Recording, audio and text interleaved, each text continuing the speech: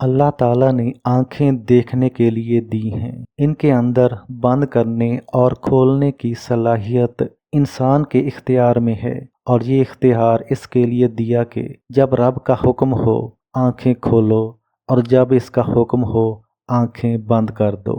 मैं जहाँ चाहूँ देखूँ, और जहाँ देखने से मना करूँ न देखो।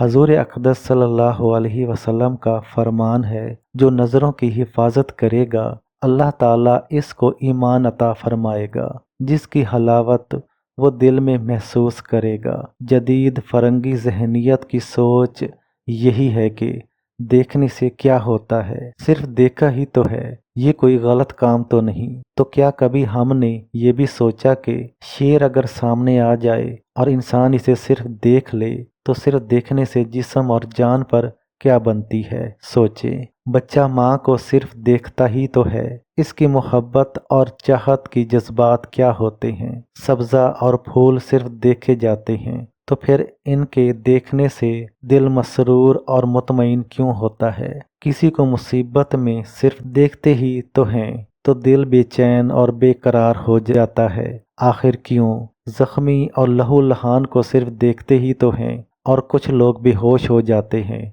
आखिर क्यों? किसी की बड़ी दुकान, मकान, बिल्डिंग, कोठियाँ देखते ही तो हैं, फौरन दिल के अंदर हसद, उम्मीद, रश्क, बेचैनी और तम्मा जैसी मुख्तलिफ कैफियत पैदा हो जाती हैं। आखिर क्यों? सिर्फ देखा ही तो था। किसी हसीन जहां को देखकर दिल दे बैठते हैं, इसे सिर्फ देखा ही था। शहनशाह जहांगीर ने शहजादगी के आलम में मीना बाजार में नवाब ज़ैन खान बहादुर की बेटी साहब जमाल को पसंद कर लिया। मीना बाजार के अंगूरी पार्क से गुजर रहा था। एक खादमा ने अर्ज किया कि साहब आलम आपको बादशाह सलामत याद फरमा रहे हैं। शहजादा के हाथ में कबूतरों का जोड़ा था। साहब जमाल सामने से आ रही थी। इसने कहा, लो जरा हमारे कबूतर थामना, हम अभी वापस आते हैं। वापस आए तो साहब जमाल के हाथ में एक ही कबूतर था। पूछा, दूसरे कबूतर को क्या हुआ? साहब आलम, वो तो उड़ गया। कैसे?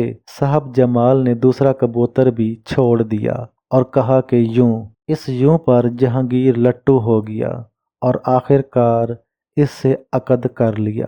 क्या ये मंजर देखने से हुआ? सोचें, आंखें खोलें, देखें, फिर देखें, शायद दीदा इबरत मिल जाए। नोट और कागज का फर्क ना समझ बच्चे से पूछो कि नोट को देखते ही इसकी कैफियत क्या होती है, और कागज को देखने से क्या।